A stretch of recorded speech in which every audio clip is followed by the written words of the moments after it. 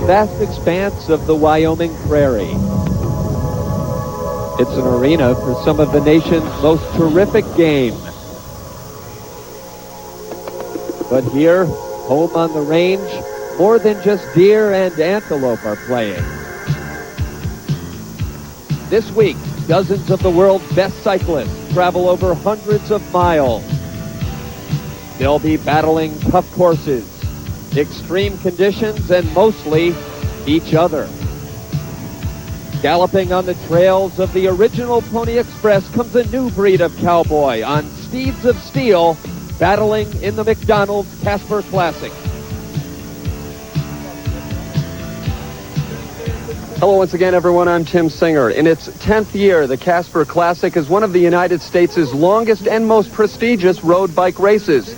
The Americans' top pros will be taking on several stages of mountain climbs, through ravines and valleys, all beautiful scenery, not to mention the typical time trials and downtown criteriums. Well, joining me for the call of all of the action is our ESPN cycling expert, Brian Drebber.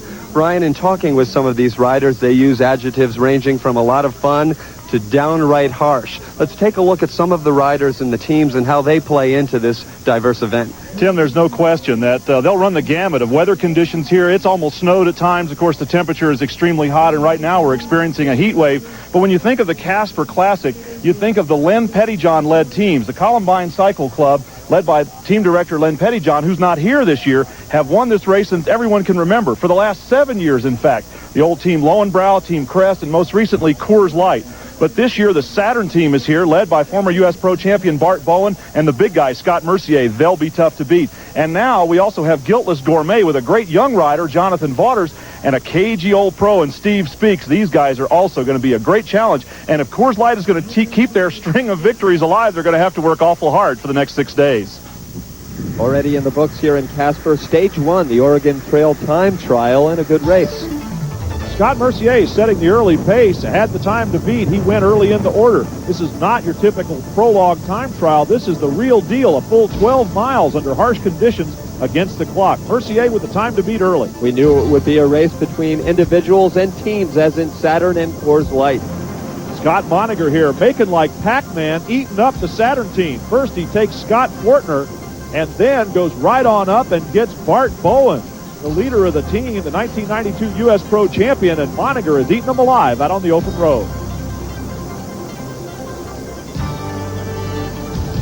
While Moniger took the lead, it was this new team, Guiltless Gourmet and a veteran, the one you spoke of, Steve Speaks. 32-year-old Steve Speaks, not known necessarily as a time trial rider, but he's on great form, winning a pair of stages in the Tour of Mexico and the Stage 1 in the Casper Classic. By 14 seconds over Mercier with Moniger in third.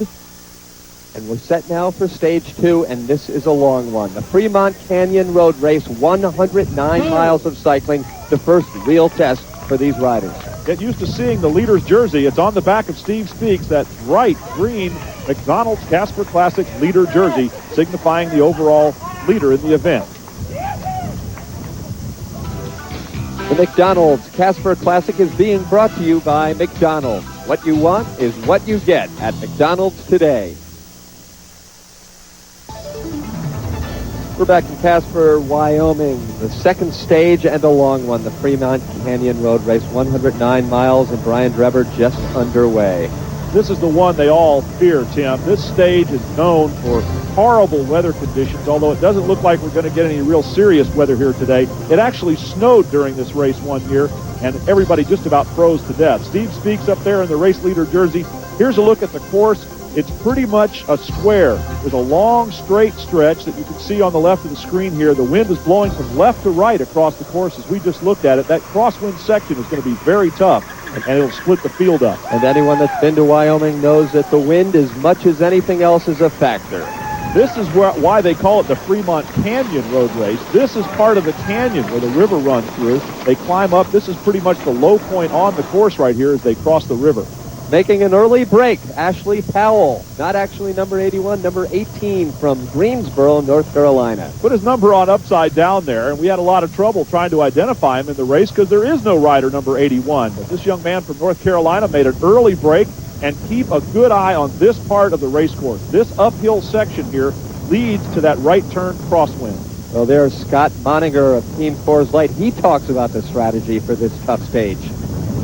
This stage, I don't think there's a bit of shade on it anywhere, which makes it really difficult. And the fact that it's a perfect square, you've got crosswind, tailwind, headwind, and it's not a race where you can sit back in the field and just kind of ride along. You really need to be up the front and be watching for any kind of splits over the climbs, because there's just not any really, really long climbs, but just a lot of little bumps. And with the wind, things can break up. So it's a race you need to ride pretty aggressively and be at the front. And toward the end, things, usually really open up on the last lap. In each of the last 3 years, Moninger has finished second, so some extra motivation here in Casper. And if Scott Moninger says things will open up on the last lap, he should know. He's really a very heady bike rider. He's a very thinking man's kind of guy, and he's usually very quiet. It's unusual. He's been very loose in this race and very talkative so far. Here we see Team Saturn riders, a couple of them up front. One of the riders from Guiltless Gourmet, but it's Bart Bowen who's making the effort at the front of the field on this long, fast downhill section. And here's a hard right turn. If there's any rest on the course, it's this downhill, and then the first mile or so after they make this right-hand turn. Then it's pretty climby all the rest of the way. Though the pack stays together, and that is generally the case on these long stages for, in this case, perhaps the first 80 miles we'll see this. Well, it is early, and an early breakaway would be suicidal in a race of this length and under these conditions. So the field is pretty content to just stay together, let attrition take its natural toll. There we see Steve Speaks kind of buried in the middle of the field in that bright green McDonald's jersey. The green jerseys here are from the Irish national team. And up front we see, again, one of the Coors Light team riders. This is Scott Moninger. He said you had to ride near the front and be pretty aggressive. We haven't seen much aggression yet, but he certainly is riding the front. It's called Fremont Canyon. A good look there at just why, as across the bridge goes the peloton. This is that same left-hand turn across some of the cattle guards, and those are kind of interesting. They put rubber across them, because otherwise they'd be pretty dangerous. Here's Steve Speaks again, marked by one of his Guiltless Gourmet teammates, Mike Carter, just disappearing out of the screen. And he's also marked by Joe Parkin of Coors Light. You'll always see some Coors Light guys around the race leader looking for any signs of vulnerability. Mark being the key term. He is a marked man, as anyone wearing the race leader jersey would be. Here the field rolling along on some of these little roller hills here that take their toll after a while. Team Saturn up front. There's Jonathan Vaughters just disappearing right there in the center of the picture. He's the young guy on this Guiltless Gourmet team, and even Steve Speaks concedes that this is the man that they're riding for the overall win. Darren Baker of Team Saturn riding up front, and Bart Bowen, the 1992 U.S. National Pro Champion. A good look at the Bart man. He is probably their favorite guy on Team Saturn, the one they're going to try to set up. He was weak in the time trial, though, and that indicates that maybe somebody else from Saturn is going to have to step up to the plate if these guys are going to take home the win.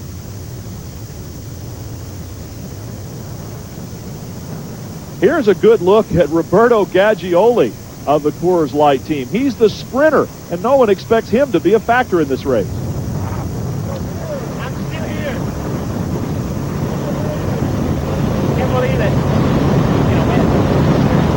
Joe Parkin there says he's going to win. I think maybe there was a little sense of humor. Win, indeed, he could do on the Criterium stages. The shorter races, that's where he comes to the forefront. But overall, not for Roberto Gaggioli. The peloton continues to make its way. The stage is still early.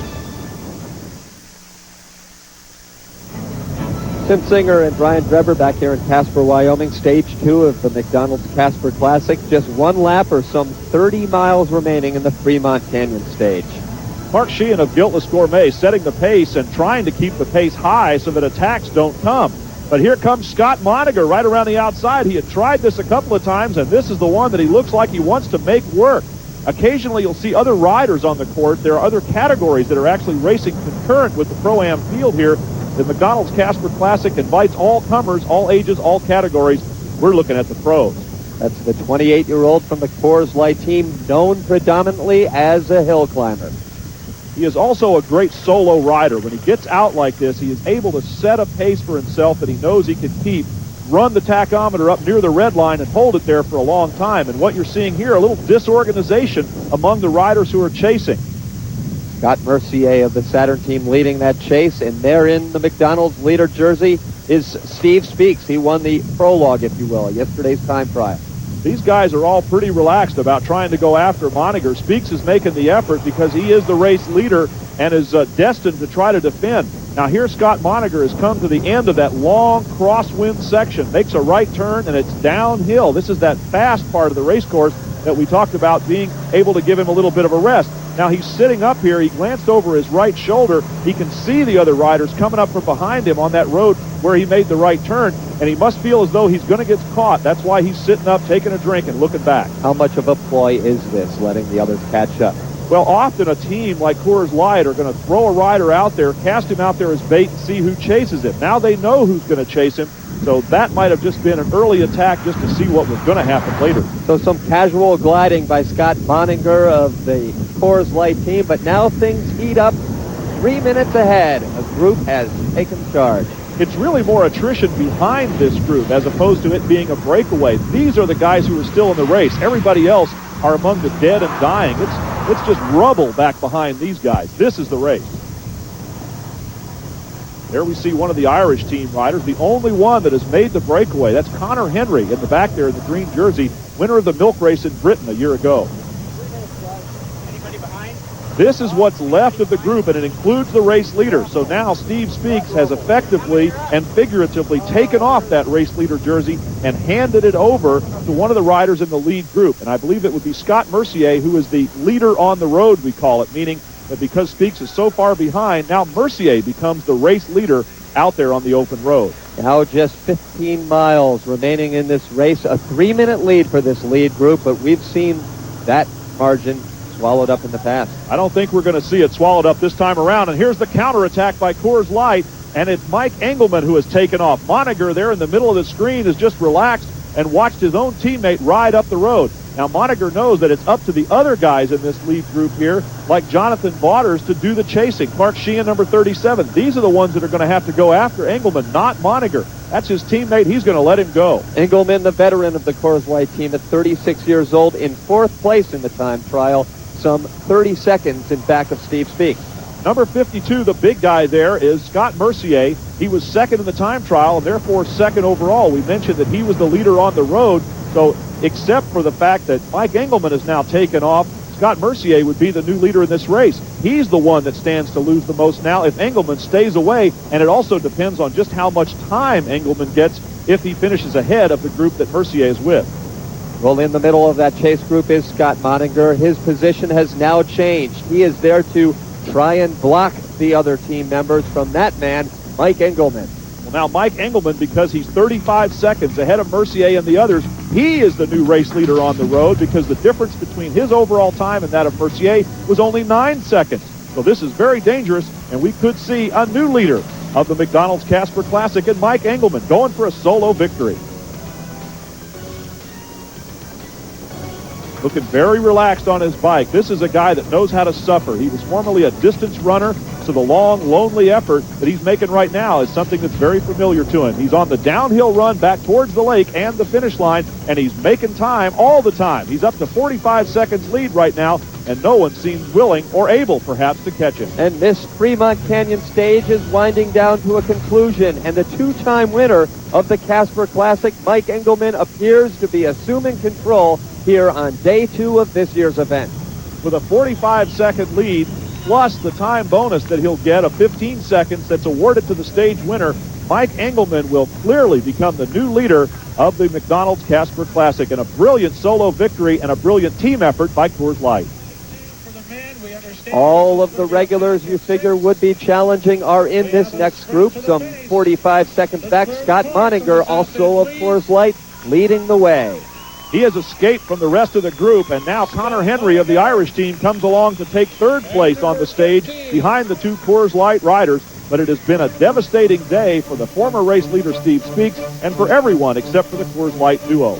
With time bonuses for the top 3 placings factored in, Engelman takes it over Moninger and Henry. Clark Sheehan leads off the pack a minute back, but Engelman is the overall leader heading into stage 3. Not a bad day for Coors Light, and a real nice move by you on the last lap. Well, we were talking about what to do, and we kind of wanted to keep Leishman with us also. And Scott went first, and really about the only guy we dropped was John. He just wasn't having a real good day, so kind of wanted Scott and I to go together. You know, it's kind of good to have us 1-2 on GC, make everybody else watch 2 guys. And I made the move, really thinking that they were going to chase me down. From what Scott says, they're mainly just watching him. It was nice while it lasted, but Steven Speaks now hands the leader jersey to Mike Engelman. Stage 3 coming up. Day 3 of the McDonald's Casper Classic, and as if the cyclists didn't have enough in yesterday's 109-mile stage, they've got 84 more today. Well, if it was easy, they'd let anybody do this, Tim.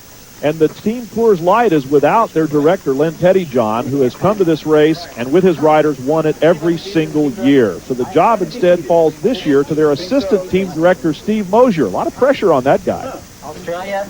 Yeah, I'd like to think we're in control. We have a few key riders that we're going to have to watch. Clark Sheehan's riding strong. We're going to have to watch Mercier today. Bowen and those guys, the Saturn guys, can always get together and cause some troubles for the team. We have to watch, make sure that they don't get up the road on us. So our guys will probably, if they have to, ride some tempo to keep the pace up and to control the race. And they're ready to do that. And very early in this race, nothing more than a 21-mile loop, roughly a square course, and as Steve Mosier just talked about, his team controlling the tempo. Well, this is textbook racing in the team fashion here, as the entire Coors Light squad has gone to the front and put the pace up high to make sure that any attacks that come are going to be minimal. Nevertheless, a couple of riders have launched themselves off the front. Scott Fortner of Team Saturn, an alternate to the 1992 Olympic team, the team time trial event, and Declan Lonergan of the Irish team, who has actually been living here in the United States for the last couple of years and making his presence felt in Pro-Am races in the United States. These two guys, a little dangerous in that they're capable of making up time, but for Lonergan, he is 53 minutes down on general classification. Had a tough day out on Fremont Canyon. And for Scott Fortner, he's 17 minutes plus behind the leaders. They won't be too concerned about these guys in terms of overall in this race. Lonergan, in fact, won this very stage in last year's Casper Classic. There's something about Poison Spider Road that attracts Lonergan, as they are now 40 seconds ahead of the main pack. They keep glancing over to their right down the road that they just turned off of, and in fact they should be able to see as they climb this small rise here the chase of the pack. And as we look way back into the distance there, perhaps we'll be able to see them as well. Yes, there they are, just coming around the corner, and because they're all clustered up like this, again, I say the pack, and especially the leaders, are not going to be too concerned about those guys. And there's a look at a couple of packs, but the Coors Light team, as we said, controlling things. As you said, not too concerned. At what point is a break too much of a break? It's about 40 seconds right now. Well, in the case of Scott Fortner, if Scott gets about 20 minutes ahead of these guys, they'll set up a chase. But right now, they're not concerned about just a small lead that he has. The wind has got to be coming from the riders right in that shot because they're echelon, we call it, across the road. A two-man chase has developed, led by number 56, Chris Yankee, a youngster out of Kansas, alongside Rob Acciavetti, in hopes of catching the lead pack or the lead breakaway of two riders. The official pulled up alongside, let them know how much time they are behind the leaders and ahead of the pack. And once again, the pack has let these two guys just kind of fall off the front. They're not concerned about them because Acciavetti's nearly 22 minutes down on GC and Yankee nearly 15 minutes down. So once again, we're seeing riders who are not dangerous to the overall lead of Coors Light and Mike Engelman just being allowed to ride away. So while Engelman and Coors Light still controls the tempo back in the peloton, you're looking at the breakaway. They've extended their lead to 1:40, Lonergan and Fortner. And as they head for the finish line here, just 100 yards or so ahead of them, Lonergan makes a great move off the wheel of Scott Fortner. He isn't going to have much of an effect on the overall standings, but he is going to win this Poison Spider Circuit race stage for the second year in a row. Despite being 53 minutes back in the total race, it's Lonergan getting his moment in the sun alongside Scott Fortner. These two guys were partners for a while, and they congratulate each other for an effort well done. Rob Acciavetti has loosed himself from his partner, Chris Yankee, to take third on the stage. Yankee comes in a lonesome fourth place, but these guys have worked hard and earned the applause of the crowd. And some 2 minutes plus behind the winner comes Roberto Gaggioli, the Coors Light sprinter, doing his job, leading home the main bunch to take fifth place overall. Tim Singer has caught up with the deserving winner, two-time champion of this stage, Declan Lonergan. You broke out. Would you think that it was just a matter of time before the pack gobbled you up? I mean, what were your thoughts as you stayed way out in front? Well, I knew that, it was very, very windy, and I could see in the first lap that Coors Light were just sitting tempo, controlling it at the front. And just like last year, I decided to have a go. and just give everything I can and try get a big enough gap and just hold off. You never can tell. About halfway through the race, I honestly thought we were going to get caught because it came down to 2 minutes 45, and myself and Scott were both tiring. But we just kept on plugging, and that was it really. Declan Lonergan, in addition to winning the stage, picked up some time bonuses along the way, and, well, like nibbling on an elephant one little bite at a time, he's going to have to take some bigger chunks if he's going to win overall in this McDonald's Casper Classic. Nothing has changed. Engelman, Moniger, and Scott Mercier still the top three. If anything is to change, it could very well happen in the next stage. When we return here to the McDonald's Casper Classic, the cyclists are heading up 3,000 feet vertical.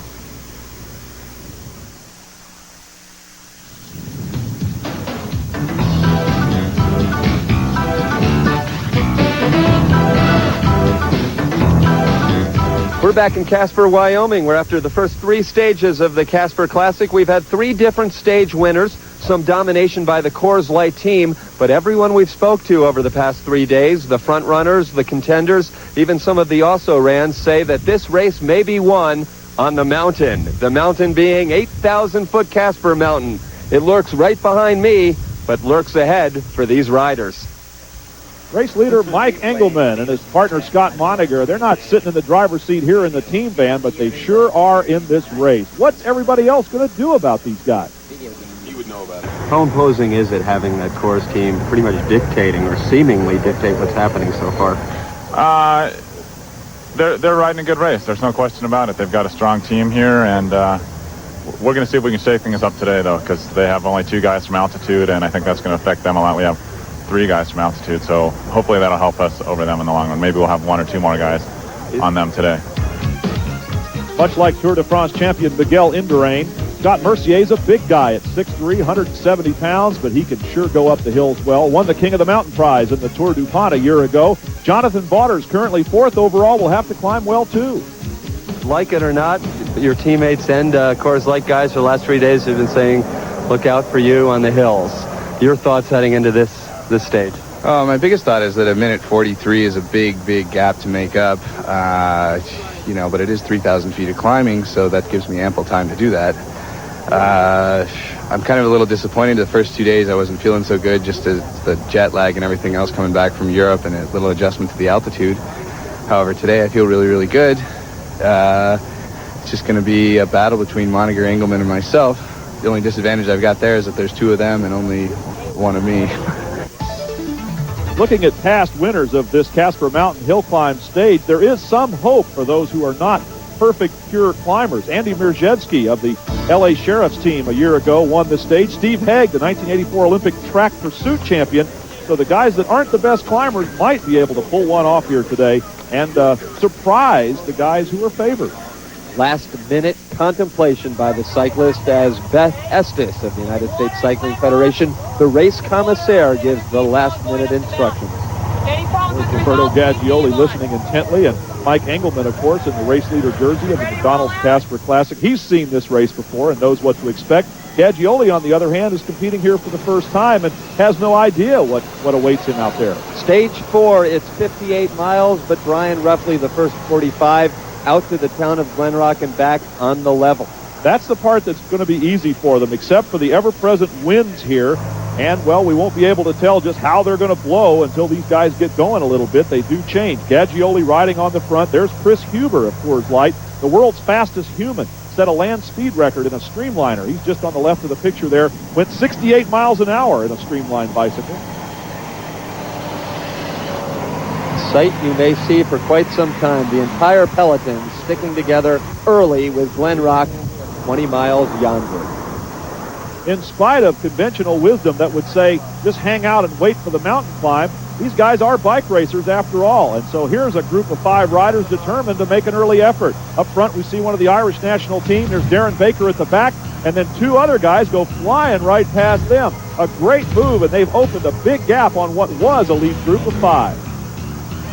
Making the charge early and running away from everyone right now is number 20, Scott Price. He's from Calgary. Right behind him, number 64, Eamon Rooney from Ohio. Rooney 55 minutes back in the overall, so if anything, they just want to have their notice, their time in this race. And these are two riders who are not among the real favorites. These are not big-name riders, but as you said, they're just looking for an opportunity to win a stage. The answer to the question, which way does the wind blow, it's blowing from the riders left on their way out. So you see them kind of hugging the right side of the road, a lot of spread out riders across the road. And here, Declan Lonergan of the Irish team has got some kind of problem. His feet are out of the pedals. He's coming to a stop. Have to believe it's a wheel change. He goes for the back. Yep, there it is. Rear wheel change for Declan Lonergan. And at this fairly pedestrian pace, he shouldn't have any trouble getting back in, but he's a little nervous about it. Just one day after winning a stage race, Lonergan with his troubles, but no troubles at the moment. 50 seconds ahead of the peloton continue to be Scott Price and Eamon Rooney. Once again, the field has given them their head, specifically the Coors Light riders, Team Saturn and Guiltless Gourmet. The big teams in the race that are among the contenders are just letting these guys go. They do, in fact, get to Glen Rock first, but I'm not sure how long the group will let them stay out in front. The town of Glen Rock, Wyoming. Halfway out, now it's time to return back to Casper.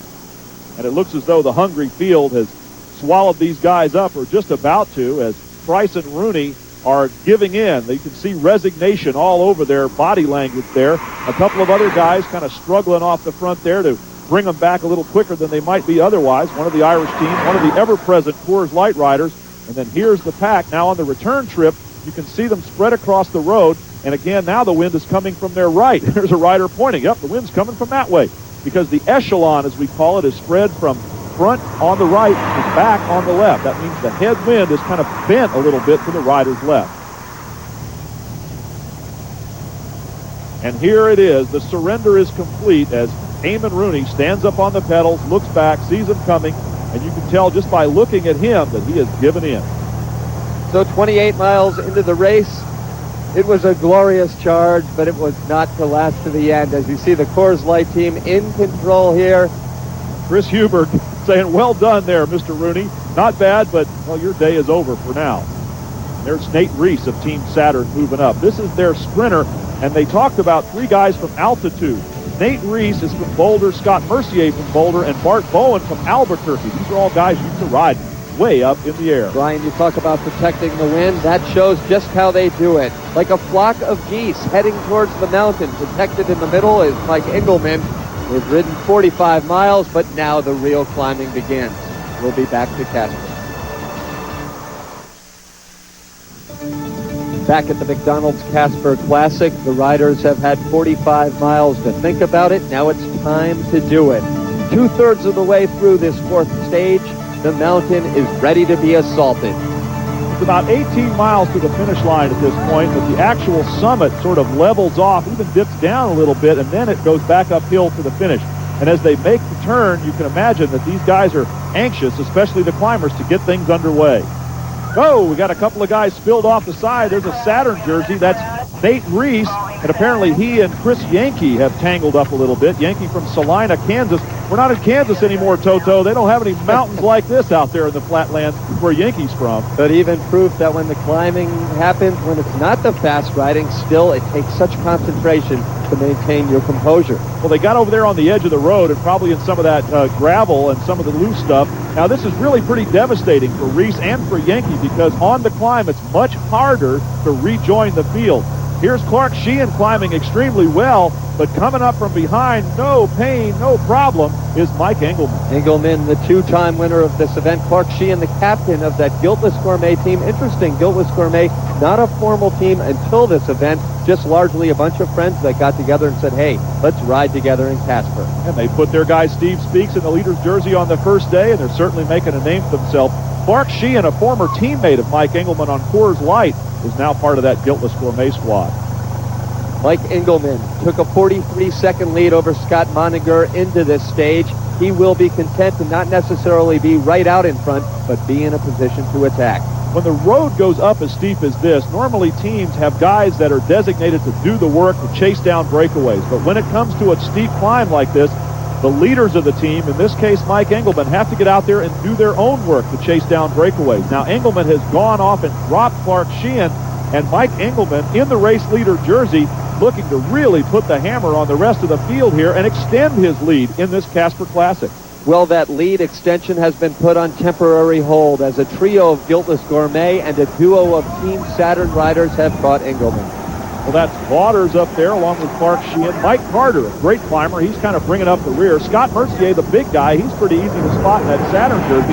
And, of course, Scott Moniger, the twin almost of Mike Engelman on that Coors Light team. These are the two climbers that everybody has worried about. They have a good reason to worry. And continuing relentlessly up this hill, Brian, you stay on your feet, you stay in the seat when it gets this steep. Well, the riders will mix it up a little bit. They'll stand up to stretch their legs out, especially their hamstrings and calves, but the most power is made sitting in the saddle. If you watch the great climbers, guys like Miguel Indurain, Greg LeMond in his prime, they'll climb sitting down. They'll only stand up to stretch their legs a little bit. King of the Mountain points. Prizes awarded for who reaches this high point first. This is not the finish of the race, just a very significant spot. And Scott Moniger has captured the King of the Mountain. Moniger, known for his climbing ability earlier in the year, or in fact last year, took the King of the Mountain at the Core States U.S. Pro Championship. Moniger with just a little acceleration there, enough to take that KOM prize. Mercier goes up to join him, and now they're all back together again, the contenders. And Mike Engelman makes another attack. We saw this in the Fremont Canyon race where Moniger went. They caught him, and Engelman counters off the move. He's done it again, and he is flying up the road right now. Bart Bowen of Team Saturn is struggling to join him, but Bowen just doesn't have the legs today to catch Mike Engelman, it appears. Bowen in sixth place entering this stage, 2 minutes, 12 seconds back, is in a chase group some 20 seconds back of Engelman. First it was Moniger. Now Engelman, this is team riding at its best. Scott Mercier goes up alongside his captain Bart Bowen there, but Mike Engelman not to be caught, not to be headed on this Casper Mountain climb, is way out in front. Hardly anyone even in sight of the flying race leader. The rider that just went by in the foreground, as well as the rider you see there in the distance, are part of another category, not a factor in this pro race, so all we can do is just sit and watch the scenery. Once again, the Casper Classic invites all comers in many different categories. These are some of the stragglers from a group that started the climb earlier. Now, powering into the picture is Bart Bowen from Albuquerque, New Mexico. The 1992 U.S. Pro Champion has found some form late on this climb, has found his rhythm, and he's heading up there to try to reel in Mike Engelman. The finish line is very close, however, and it remains to be seen. It won't be done. The rich get richer, Brian Drebber. Not just the Coors Light team, but Mike Engelman, the overall leader, as he has been since the second stage of this race, has won stage number 4, the Casper Mountain climb. Mike Engelman takes it, and by a wide margin. He can just relax and roll through to the applause of the crowd, comprised mainly of riders who made the climb earlier, some of them spectators, some of them competitors in the other categories here at the McDonald's Casper Classic. Mike Engelman, certainly a deserving champion on this day and perhaps for the entire race. Here comes Bart Bowen of Team Saturn. His effort just a little too little and certainly too late to win the stage. He checks his watch and knows that he has lost even more time in the overall classification to Mike Engelman of Coors Light. Don't worry about him. Here comes one of the women riders just ahead of Scott Mercier. It appears as though Team Saturn is going to take second and third in this stage as Mercier follows up the move of Bart Bowen, and he will be on the podium alongside his teammate. Clark Sheehan of Guiltless Gourmet rounds out the top 4 along with Moniger and Waters. They were part of that lead group. The day certainly belongs to Mike Engelman, but the race seems to belong to the brewery duo of Moniger and Mike. King of the Mountain, setting the stage up that steep part, was that the plan on the team, or did it formulate as you went? It kind of just formulated as we went. You know, you never really know who's going to be up there midway through that climb. It gets really windy and really sorts out pretty quick sometimes. So, you know, we tried to keep as many of our teammates up there as we could, as long as we could. But eventually it ended up just being Mike and I. Again, it's basically 2 Saturn and 2 the Guiltless Gourmet riders. So, you know, neither one of us wanted to put our face in the wind that much, but just kind of was a lot of cat and mouse going on there. And finally Mike was able to spring himself, put me in a good position. I was able to sit back and let the other guys kind of dictate the pace. And then it was basically just a mad dash for third because Bart Bowen ended up slipping away there at the very end. So it went well for us. I didn't have as good a day as I'd hoped, but having Mike off the front and getting the stage was definitely good and just extended his lead that much more. Yes, I was going to say, in the end, it's the rich getting richer. Your lead keeps growing now, probably over a minute, if not more. Is that what the hope is for the Coors Light team now, to put you in front and extend a bit every day? Well, we always try to play it, whether it's, Scott moving up on third or me moving up on third or fourth or anybody else. Just putting, every day you want to put the team in a better position. Hard to imagine a better position for Coors Light to be in. They have first and second place. It is a good race, however, for second, with the two Saturn riders, Mercier and Bowen. Guiltless Gourmet, led by Bauders, is in it as well. 3 stages to go, and a lot of the riders breathing a sigh of relief. The mountains are behind them. Stage 5 of the McDonald's Casper Classic, the Casper College Criterium, a flat race around the campus of Casper College, a 5-man breakaway, escaping late in the race and holding on to win. The question is, which one of these 5 is going to win? We're looking at Chris Huber, the world's fastest human on a bicycle, at the back of the field. His teammate John Leeswin towing him along up front, and right in the middle, Nate Reese, Team Saturn sprinter. As we watch the highlights of this 5-man lead group, we should note that Mike Engelman, Scott Moninger, and the rest of the Coors Light and leaders in the overall race are not in this lead group, but we're not far back. Look at Chris Huber attack right behind the motorcycle, just misses the hay bales to make sure nobody's to his right, taking a shorter line to the finish.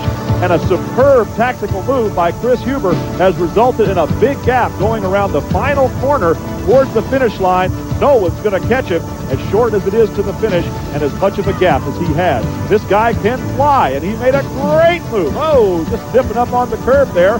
Looks back over his shoulder once again. Derby Pattengill of LBM Kinetic, and then Nate Reese following home.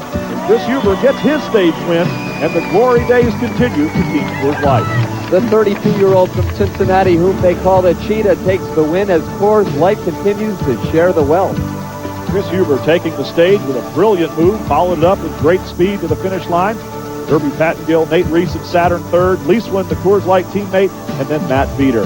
But as is usually the case, the Criterium results have not changed the overall standings heading to the Shirley Basin Road Race. Standing here in Shirley Basin, what can you see? Miles and miles of beautiful but desolate land. In fact, even this tree stands alone, a man-made tree with man-made branches for the birds to sit on. Loneliness is something that one rider can certainly identify with. Former junior national team member Chris Yankee is unaffiliated with any team here at the Casper Classic, yet he's still holding his own in the race. With a team like Coors and Saturn and those guys here, you really have to take it out of them whenever you can. You have to be, opportune about when you go, because you're not going to be able to out-muscle them.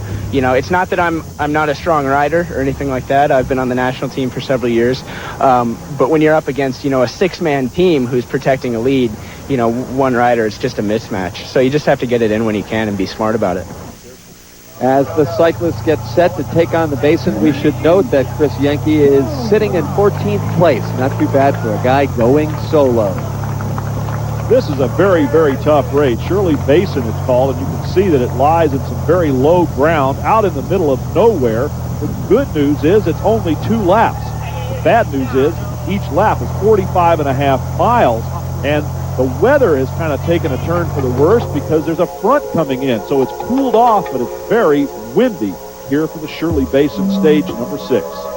A nondescript course, several small hills, nothing like the riders have seen in stage 2 as well as stage 4. But the wind will make things extremely tough, and everybody's clustered together here trying to find some shelter. And even on flat ground, you can see by the very low pedaling cadence there, these guys aren't going very fast. The sign says it all. There's the hazard, all right. That storm front on the horizon. Well, this is the last really big stage. The race concludes tomorrow with another Criterium, but this 91 miles is where those 3rd, 4th, 5th place riders have their last chance to make a run at the lead. It's hard to imagine anybody taking the lead away. Here's Roberto Gaggioli. Oh, and down. We've got a spill at the back of the field there as Roberto started slowing down. A couple of guys trying to avoid him. The wind is very tricky out here. Roberto heads over to the team car. He's using those tri-spoke wheels there, and he may be wanting to get rid of those things, as windy as it is. They're very aerodynamic, but a little swirly in the breeze, and that's exactly what happened. Maybe a little gust of wind, and down go 3 riders behind Roberto Gaggioli. He goes down too. Also victimized in the crash, several members of Team Saturn of note. Scott Mercier and Bart Bowen currently in 3rd and 4th place. For them, the prospects are looking tougher than the wind, darker than the sky, and trying to catch the leaders. We'll be back.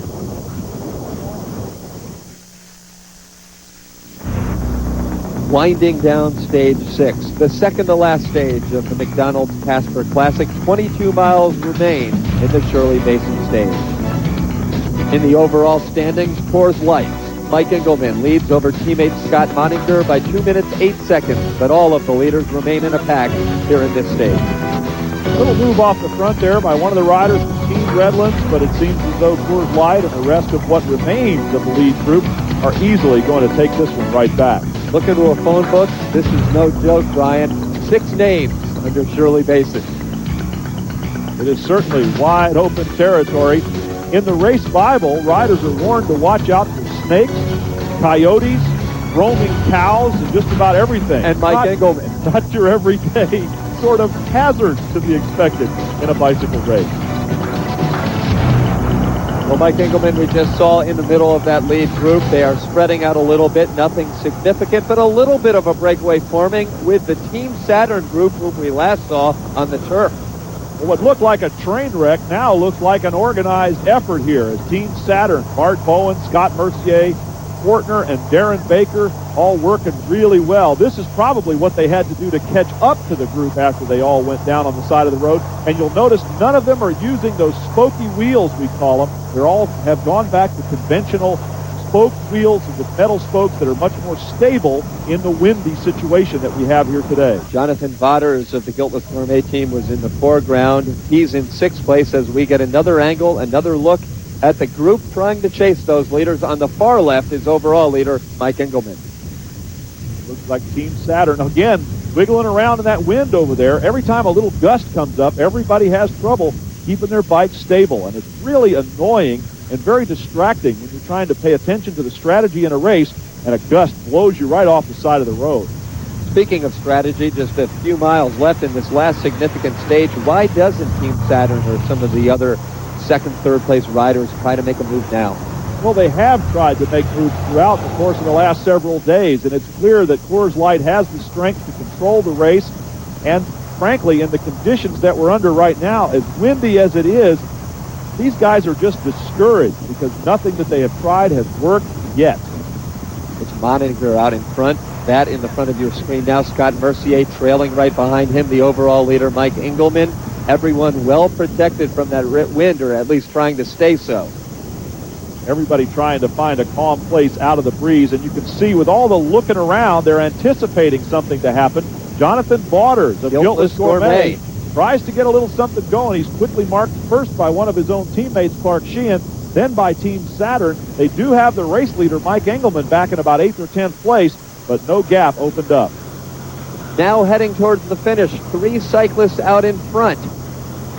The contenders for the sprint up there. Here comes Scott Moninger in an effort to try to get up there and contest the sprint as well. But coming to the line, that's Nate Reese, the Saturn sprinter on the right. Roberto Gaggioli fighting into the wind, trying to find a draft off one of the motorcycles maybe. But Nate Reese takes the stage. Roberto Gaggioli beaten back into 2nd place.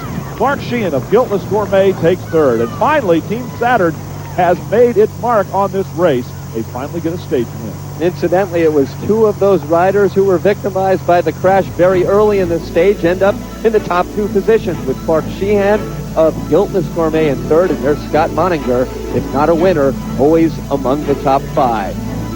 As far as the overall results, well, very little changes once again. Mike Engelman leads it by 2 minutes, 1 second over his teammates. Then Mercier, Sheehan, and Bowen round out the top 5. I said it's cheap. Well, it is. You know, Mike, that if you did that, we wouldn't do that. If you and Scott both went off the road. Oh, we didn't know you went off the road. All we know is it looked back and there's a big Discussion gap. going on here with Mike Engelman and Team Coors Light by Saturn. There's kind of an unwritten etiquette in bicycle racing that if a crash happens, especially early in the race, you don't attack, you don't chase, you don't make it tough for guys to get back in the race on account of misfortune. But for Engelman and Coors Light, their job is to come here and try to win the race. They're certainly doing their job and doing it well. Call it the heat of the moment or call it just strong competition. This competition will conclude when we return to Casper right after this.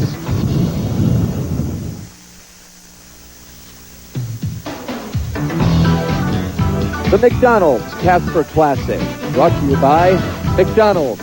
What you want is what you get at McDonald's today. And this 10th Casper Classic is winding down Stage 7, the downtown Criterium, the final stage of this race, and that's Scott Moninger in second place overall, but leading the way here late in this stage.